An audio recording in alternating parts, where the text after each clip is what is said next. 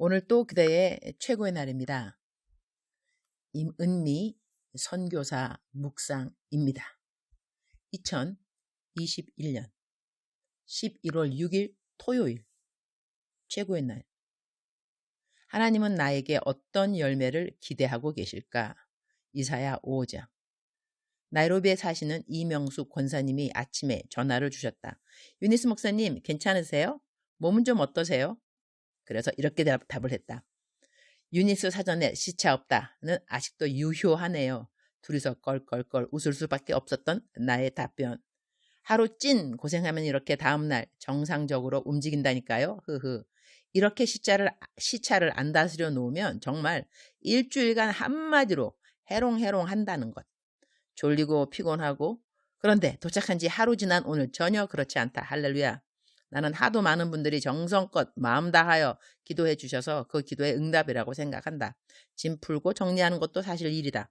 물이 아래층은 안 나온다. 물탱크에서 물이 공급되는데 그 큰 탱크에 물이 바닥에 났나 보다.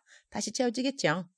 오랜 시간 집을 비웠더니 집에 와이파이가 안 되는 것은 당연. 남편은 이런저런 집에 필요한 일 하러 다니느라고 수고. 나는 와보니 기술학교가 겉으로는 잘 운영되고 있으나 내부에 있는 갈등, 그걸 수습해야 하는 숙제하고 여기저기 모자라는 사역 재정들 채워주고 스텝들 모임 주선해 놓고 스텝들 사무일지 양식 하나만 준비하고 매주 토요일엔 어린이 토요 천국 잔치가 있다. 이 사역을 한 지 24년인가 되는 것 같다. 림으로 이사 오고 시작해서 지금까지 하고 있으니 말이다. 아이들은 처음에 14명인가로 시작해서 지금은 많이 오면 600명 오고 평균 300에서 500명이 온다. 매주 토요일 성경 공부하고 놀고 밥 먹고 그리고 집으로 돌아간다. 토요일만 밥을 주다가 요즘은 코로나 때라 아이들이 집에서 먹는 것이 더 부실한 것이 사실임에 주일날에도 아이들 모두에게 밥을 준다. 토요일, 주일 모두 500명가량의 아이들에게 어린이들에게 급식을 줄 수 있도록 주님이 도와주고 계시니 얼마나 감사한가.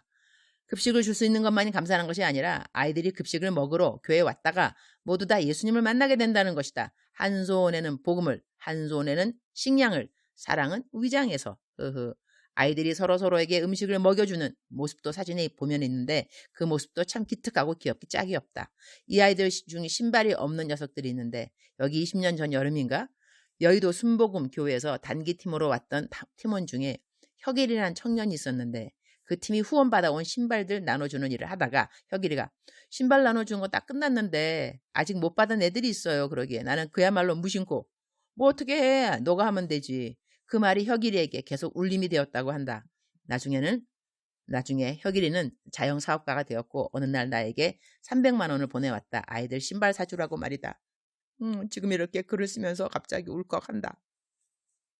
단기팀이 선교지에 오는 것이 도움이 되는가 안 되는가 그런 말들이 오고 간 적도 있는데 일단 와서 선교지를 보게 되면 많은 청년들이 자기들의 삶의 목적을 견고하게 하기도 하고 선교지에 대한 마인드가 넓어진다고 하겠다. 이사야 5장 4절. 내가 내 포도원을 위하여 행한 것 외에 무엇을 더할 것이 있으랴. 내가 좋은 포도 맺기를 기다렸거늘 들포도를 맺으면 어찌됨인고. What more could have been done for my vineyard than I have done for it? When I looked for good grapes, why did it yield only bad? 하나님의 탄식이시다. 하나님은 할 만큼 다 했다고 말씀하신다. 그런데 어떻게 기대했던 열매가 맺어지지 않느냐고 하나님은 탄식하신다. 이 탄식이 유독 유대 사람들만을 향한 것이랴. 우리 모든 사람들에게 하나님이 행하신 선하심을 따라 기대할 것이 있지 않겠는가? 선한 것을 그렇게 많이 심으셨는데 선한 것이 나오기를 기대하는 것은 당연한 일이라고 하겠다. 그러나 하나님이 기대한 열매는 맺어지지 않은 것을 볼 수 있다. 나의 삶을 돌아보게 된다. 하늘을 두루마리 삼고 바다를 먹물로 삼아도 주님 나에게 베풀어 주신 선함을 다 기록할 수 없을 것이다. 그런데 나는 주님의 기대대로 살아드리고 있는가? 내 삶에 선한 열매가 주렁주렁 있는가? 어제는 토요일 아이들이 놀을 수 있는 놀이터를 한번 돌아보면서 놀이터 놀이기구들 페인트를 한 번 더 새 걸로 해야겠구나 그런 생각을 했다. 교육관도 이제는 아이들이 많아졌으니 증축을 해야겠구나 그런 생각도 하고 코로나가 풀리면 청년부 녀석들은 집에서 바베큐를 하면서 교제하도록 바베큐 굽는 거 하나 장만도 해두어야 되겠구나 뭐 등등의 생각들. 나는 사역지 돌아오면 일복이 많아서인가 아이들 놀이터 앞에 서면 어린이 부서에서 할 일들이 생각나고, 교회에 들어가면 교인들을 위해서 해야 할 일들이 생각나고, 밖에 나가면 또 밖에 나가서 보이는 대로 이런저런 생각을 하고, 보는 것 모두가 다 사역거리이다. 먹을거리를 나는 밝히는 적은 없는 것 같다. 누가 나보고 내가 어디를 가더라도 내가 먹은 음식에 대한 감동이 되었다는 글을 본 적이 없다면서 사역 외에는 별로 신경 쓰는 것이 없는 것 같다고 말씀하신 분이 있다. 그러고 보니 나 어디 가서 뭐 음식 찍어서 어디 올리고 그러는 것 거의 안 하는 것 같다. 흐흐. 나는 먹거리는 관심이 없는 편이고 사역거리는 정말 관심 많다. 흐흐흐. 우리 집 마당이 큰데 이것을 어떻게 하면 예배 마치고 친교를 하면서 성도님들마다 테이블에 둘러앉아 테이블마다 큐티 나누기를 하게 하나, 테이블들을 사고 의자 400개인가 사고 난 다음 코로나가 터져서 계획했던 일을 집 앞마당에서 못하고 있다. 코로나 풀리면 이 일을 할 수 있으리라. 오랜만에 티밭도 거닐고 잔디밭에 맨발로 거닐기도 했다. 누가 잔디밭에 맨발로 걸으면 허리가 낫는다고 해서리. 나도 정말 허리 한번 나아보겠다고 이것저것 나름 노력하는데 언젠가는 낫겠지. 이 땅에서 안 나으면 하늘에서는 완전하게 나을 것이니 완전하게 나을 병이라서 감사. 집마당을 한번 도는데 주님이 내 마음에 내가 참 좋아하는 내 삶의 목표되는 성경 구절을 다시 떠오르게 해주셨다. 지혜 있는 자는 궁창의 빛과 같이 빛날 것이요. 많은 사람을 옳은 대로 돌아오게 한 자는 별과 같이 영원토록 빛나리라. Those who are wise will shine like the brightness of the heavens, and those who lead many to righteousness like the stars forever and ever. 선교지에 다시 신입 선교사로 돌아온 그런 기분이다. 느낌이다. 선교 왔을 때랑 다른 점이 있다면 이전에는 그야말로 맨 땅의 헤딩이었지만 이제는 선교 27년간 세워진 기초와 견고해진 사역들, 이 위에 앞으로 어떻게 사역을 추진해야 하는지 주님이 나에게 이전 기름 부으심에 적어도 2배를 더 허락하실 것을 나는 믿는다. 앞으로 적어도 20년은 더 뛰지 않겠는가? 그때 즈음이면 내 나이 78세, 조금 더 뛰면 80세까지도 뛰겠지? 주님 언제 오세요? 제가 열심히 계속 뛰고 있을 때 오셔야 해요.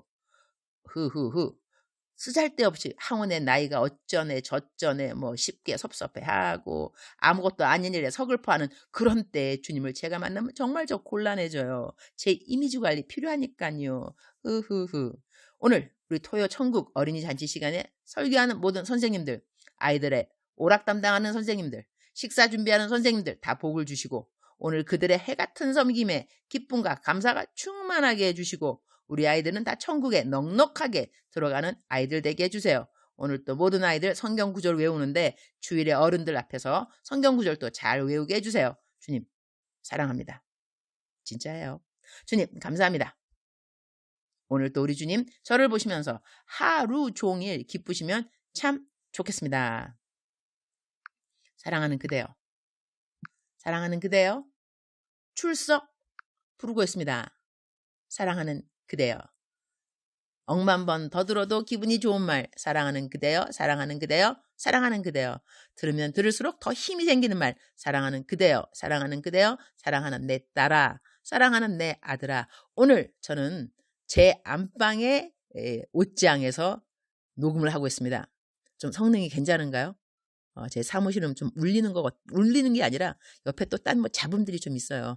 그래서 오늘은 남편이 아직도 안 들어왔습니다. 어디 가서 지금 볼일 보고 있는 것 같은데 여기는 지금 밤 8시가 넘었습니다.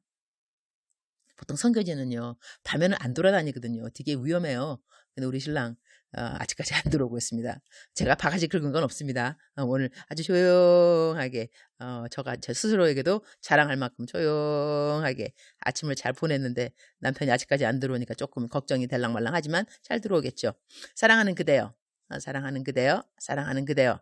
하나님께서 그대를 향한 기대감 있을 것입니다. 그런데 또 감사한 것은 기대감을 또 우리가 다 무너뜨렸다 하더라도 주님은 또 우리를 기다리시더라고요. 우리가 그날이 언제까지 되는지는 사실 모르겠습니다. 우리가 또 실패하고 또 넘어지고 하나님의 기대에 정말 우리가 충족하지 못하는구나 그런 생각이 오늘 또 있었다 할지라도 의인은 7번 넘어질지라도 다시 일어나거니와 중요한 거는 다시 일어나거니와 바로 이 부분인 거죠. 그리고 믿음이 없이는 하나님을 기쁘시게 못하나니 믿음이 있어야 한다는 것이죠.